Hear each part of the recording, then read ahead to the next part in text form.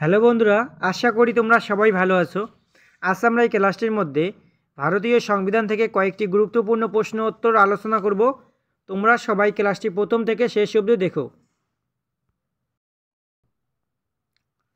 প্রথম প্রশ্ন দেখো, ভারতের সংবিধান কে রচনা করেন?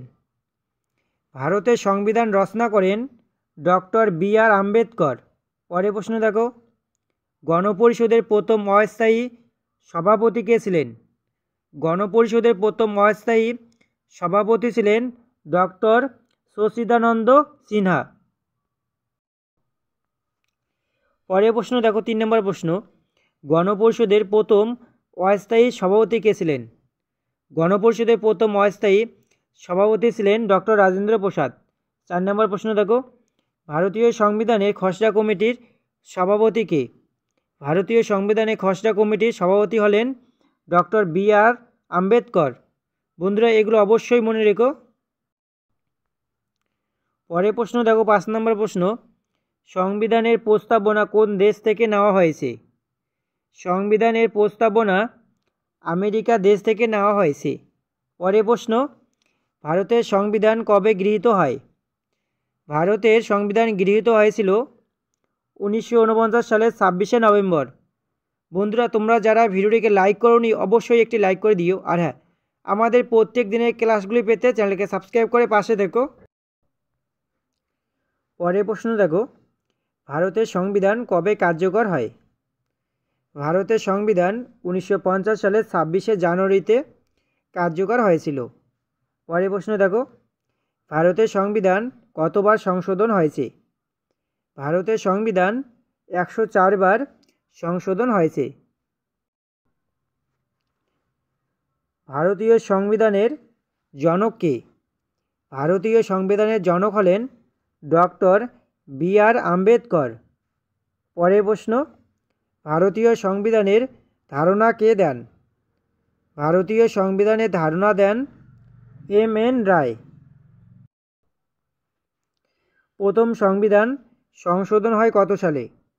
প্রথম সংবিধান সংশোধন হয়েছিল 1951 সালে। পরের প্রশ্ন, রাজ্যসভার সদস্য হতে গেলে কমপক্ষে কত বছর বয়স হতে হবে?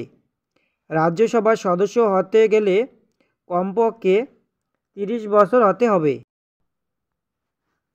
লোকসভার সদস্য হতে গেলে কমপক্ষে কত বছর বয়স হতে হবে? লোকসভার সদস্য হতে গেলে কমপক্ষে 25 বছর হতে হবে। পরের প্রশ্ন দেখো, রাষ্ট্রপতি হতে গেলে কত বছর বয়স হতে হয়? রাষ্ট্রপতি হতে গেলে কমপক্ষে 35 বছর হতে হবে। উপরাষ্ট্রপতি হতে গেলে কত বছর বয়স হতে হবে? উপরাষ্ট্রপতি হতে গেলে কমপক্ষে 35 বছর হতে হবে। পরের প্রশ্ন দেখো, অস্পৃশ্যতা দূরীকরণ কত নম্বর ধারায় উল্লিখিত আছে? অস্পৃশ্যতা দূরীকরণ 17 নম্বর ধারায় উল্লিখিত আছে। পরের প্রশ্ন দেখো, কত বছর বয়সে সুপ্রিম কোর্টের বিচারপতিরা অবসর নেয়? উত্তর, 65 বছর বয়সে সুপ্রিম কোর্টের বিচারপতিরা অবসর নেয়। পরের প্রশ্ন, পঞ্চায়েতি রাজ ব্যবস্থা প্রথম প্রবর্তিত হয় কোন রাজ্যে? পঞ্চায়েতি রাজ ব্যবস্থা প্রথম প্রবর্তিত হয় রাজস্থান রাজ্যে। সংবিধানের হৃদয় ও আত্মা বলা হয় কত নম্বর ধারাকে? সংবিধানের হৃদয় ও আত্মা বলা হয় 32 নম্বর ধারাকে। পরের প্রশ্ন দেখো, সংবিধানের মৌলিক অধিকার কোন দেশ থেকে নেওয়া হয়েছে? উত্তর, আমেরিকা দেশ থেকে নেওয়া হয়েছে। সংবিধানের মৌলিক অধিকার আমেরিকা দেশ থেকে নেওয়া হয়েছে। সংবিধানের মৌলিক কর্তব্য কোন দেশ থেকে নেওয়া হয়েছে? সংবিধানের মৌলিক কর্তব্য সোভিয়েত রাশিয়া থেকে নেওয়া হয়েছে। পরের প্রশ্ন দেখো, সংবিধান সংশোধন পদ্ধতি কোন দেশ থেকে নেওয়া হয়েছে?